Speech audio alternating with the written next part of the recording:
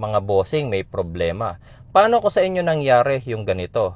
Habang nasa long ride kayo, bigla na lang, pag on nyo ng inyong sasakyan, may error code na lumabas. Naku, nakakatakot yan.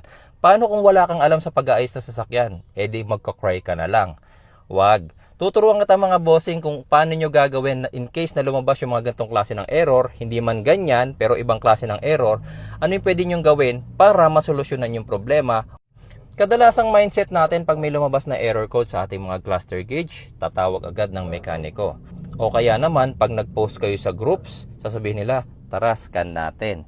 Guys, mahal din naman magpa-scan. So, meron ako ituturo sa inyong tool na mas mura kaysa sa scanner. Yung tool na yon makakatulong sa inyo para ma-diagnose yung inyong sasakyan at makauwi kayo ng maayos or makatuloy kayo ng biyahe ninyo. Ito yung tool na tinutukoy ko. Ang tawag dito is a test light. So, tinitest natin to sa mga wire, sa mga fuses natin para malaman natin kung meron tayong cut na wire or mga busted na fuses. So, kung nakikita nyo yung clamp na yan, ikinakabit lang to sa negative terminal ng ating batteries. Gaya niyan. Tapos kung mapapansin nyo, meron siyang matulis na part, diba? Ito naman sa positive ng ating battery. Pero yan din yung ipang-test natin sa mga fuses natin and sa wires. Kaya makikita nyo, kapag ka meron siyang connection, iilaw tong display natin. May bulb din doon na umiilaw at nakalagay 12 volts kung ilan yung battery natin.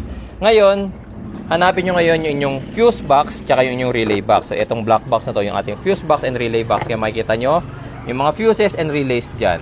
Tapos, sa paggamit nito mga bossing, itetest natin. Kung makikita ninyo yung mga fuses, meron silang dalawang bare metal sa ibabaw. Diyan natin itutusok yung matulis na part ng ating tester. Makikita nyo, pag may power, iilaw yung ating test light.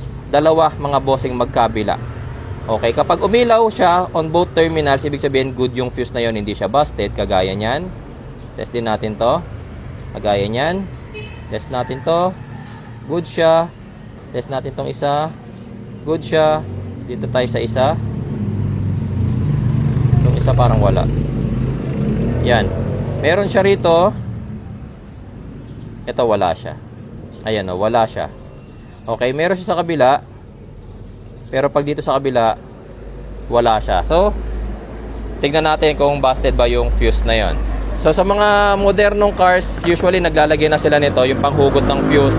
Tapos may mga reserbang fuses. So, mapapayo ko mga bossing, magdala rin kayo ng mga reserba yung fuses. Kasi, para sa mga gantong klase ng senaryo. Okay, so hugutin natin tong busted na to. And kung makikita nyo, kaya hindi siya gumagana is putol na siya. Ayun yung pinakabakal sa loob, putol siya. Ito yung tsura ng buo.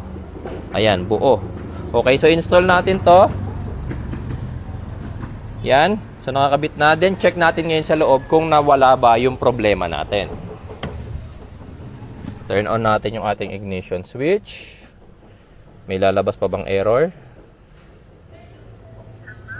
Yan, error. Please add fuel. Okay, so wala na tayong error mga bossing. Ngayon, check na lang natin kung start natin kung under siya. And wala na tayong error mga boss. Okay, so ganun lang kasimple mga boss. Pag may problema ang inyong sasakyan, wag agad tumawag ng mekaniko, wag agad magpascan. Maganda, meron kayong test light. Okay, so yung link ng test light natin, ilalagay ko na lang po sa may comment section. Salamat po.